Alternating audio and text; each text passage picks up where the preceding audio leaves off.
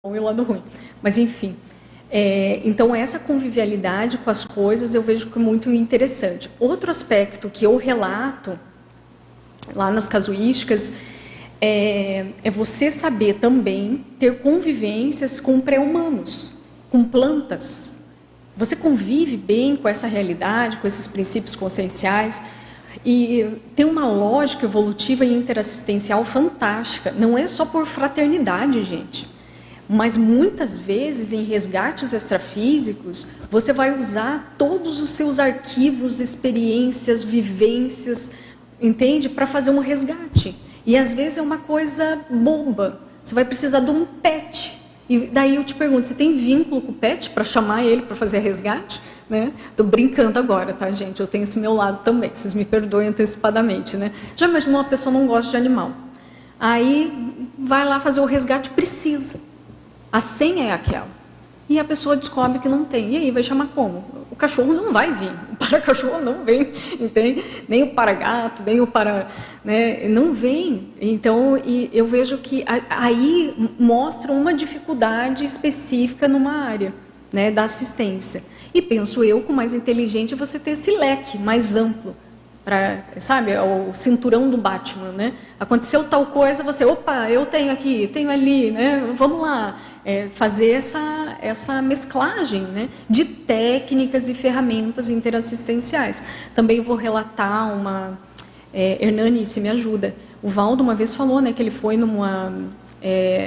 na baratrosfera e numa situação específica ele teve que se transfigurar em musgo. Era alguma coisa assim, né, que ele estava vendo lá um processo de assédio, né, que ele queria... É como se fosse uma infiltração, né, ele não podia ser reconhecido. Aí eu pergunto, para ele fazer uma transfiguração de psicossoma no musgo, era um musgo perfeito que ele falou, ele teria que ter uma afinidade com aquela planta e tal, a tal ponto dele se materializar naquilo. Então o detalhismo, mas não é só detalhismo ou aspectos estéticos, é a sua afinidade com aquele padrão de energia, né? Então, para você usar aquilo a favor daquela interassistência. Então, isso exige o quê? Cognição, paracognição, vínculo afetivo, precisa de tudo para aquele processo. Então, quanto mais a gente conseguir fazer isso, melhor, né? Agora, pergunta do Marcos Mazzini, de Florianópolis, Santa Catarina. Professora Lilian, já notou correlação entre a parapreceptoria e a especialidade de pesquisa da Consim? Já. No meu caso, cada vez mais eu comecei a notar esse processo de uma especialização voltada para o processo mnemônico, mas eu repito, não é memórias no sentido de retrocognição, é como se fosse um processo que a pessoa faz uma ressignificação das memórias, sabe?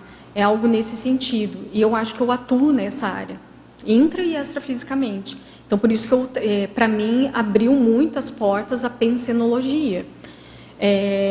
E todo o trabalho que eu fiz aqui dentro, na CCCI, tanto em ICs como coordenadora, e às vezes não era a área pensenologia, né? Uma área guarda-chuva até um certo ponto, né?